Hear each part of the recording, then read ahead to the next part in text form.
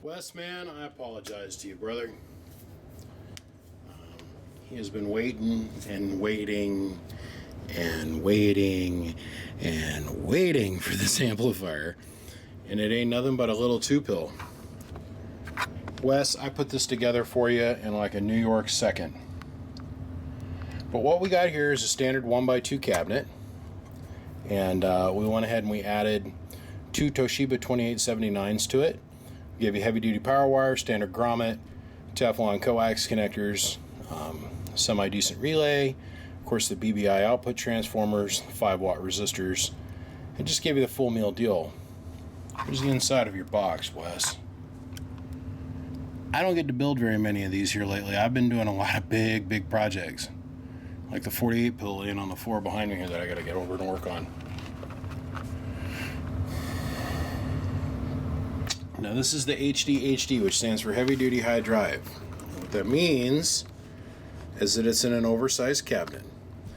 What that means is there's no variable on it, because the variable actually is the weakest link in the whole box. So you can drive the dickens out of this thing. You don't have to worry about the variable in the front of the amplifier going down. Okay? And it's got a big fan on it. Now the hdhds I used to put in these little tiny cabinets like this. I'll walk over here and grab one real quick.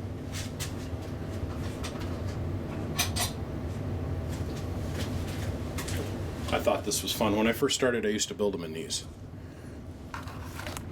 As you can see, there's a little bit difference in size here. And what I was doing is I was putting these little tiny 1-inch fans all the way along the length of this thing. And I was putting up to 4 in one side and 4 in the other. So I'd have 4 pulling and 4 pushing just to get some air to move through this cabinet. Now the only thing I use these for is 1-pill modulators. All the hdhds come over here in this bigger box, and we do that for a lot of different reasons. There's quite a few of the hdhds out there running around in smaller cabinets. There's nothing wrong with them. They're going to keep on chooching. What we did discover, though, is they have a tendency to run real warm, because the heat sink on the inside is teeny weeny. Let me show you what I mean.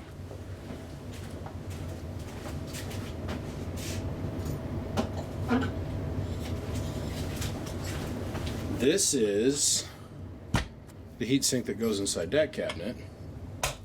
Here's the heatsink and board that goes inside this cabinet. I think you can see the difference in size. And it's really not the top side that we're looking at. It's the bottom side. There's almost double the amount of heatsink. There's literally double the amount of fins. The thickness of the bed of the heatsink is thicker, so it can dissipate more heat, and there's just overall more surface area here. These run real good, these little tiny guys. That's an underneath the seat half kW peak power monster. They do about 200 watts. This is a half kW underneath the seat 2K monster with a, or not 2K, 200 bird, pardon me, it's late, it's been a long day. 200 bird monster with about 500 watts worth of peak power. The difference is this has got airflow on the top of the components, and then it wraps and it blows out the side. I think everybody's very familiar with these cabinets, and this board design's been around for a long time. So Wes, I just grabbed one of these off the shelf for you and got you nailed out real fast. Brother, I appreciate your patience. Let me put the tin on it, we'll get some warranty stickers going on it, and we'll come back and we'll shoot the test.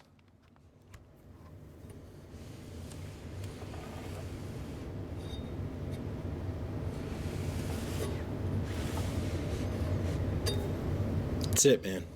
You're done. Appreciate your patience.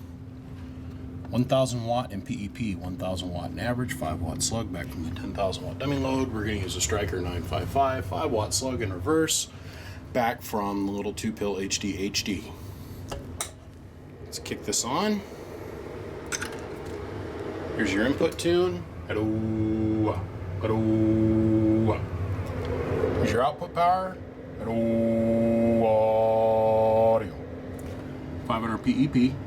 Hello,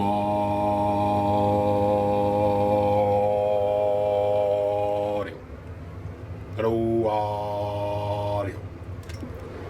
That's with 90 watts of drive, bro.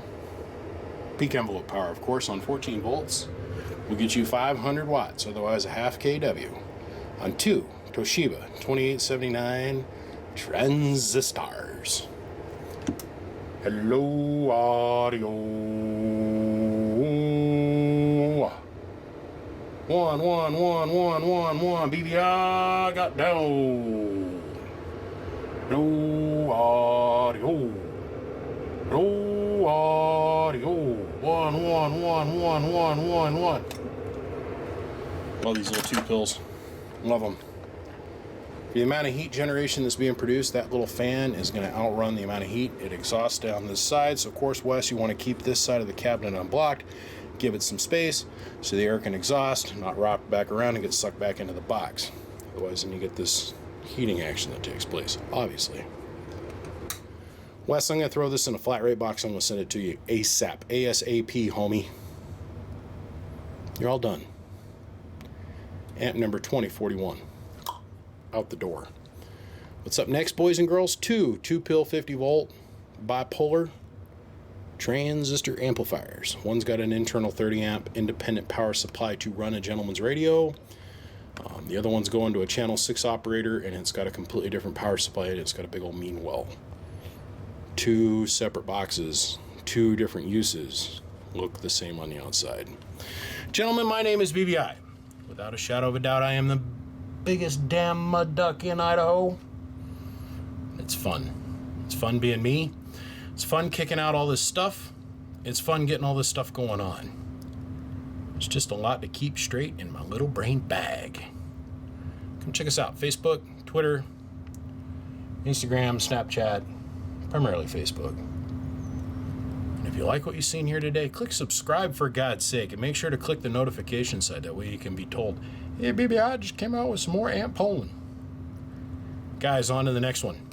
And then the next one. And then the next one after that. And I'm going to get to this point. I got a 48 pill, a 2x8 driver that I got to produce. And like I said, those 250 volt boxes. And then it is MOSFET City over here. I've got a 2 pill. I got a 4 pill. I got a 6 or a 2, 4, and 8. And let's see, a 16 that I got to build. And a 16 should be able to easily challenge a 3000 with more and to give it some more. And I think after that, then I got a 5000 and then a 10 and then another 15 I got to build. That's this year. So a lot of big fun projects coming up, guys. Anyhow, I appreciate y'all's support. On to the next one. BBI gone. Thanks, Wes. Be good, brother. Amp number 2041 in the history books.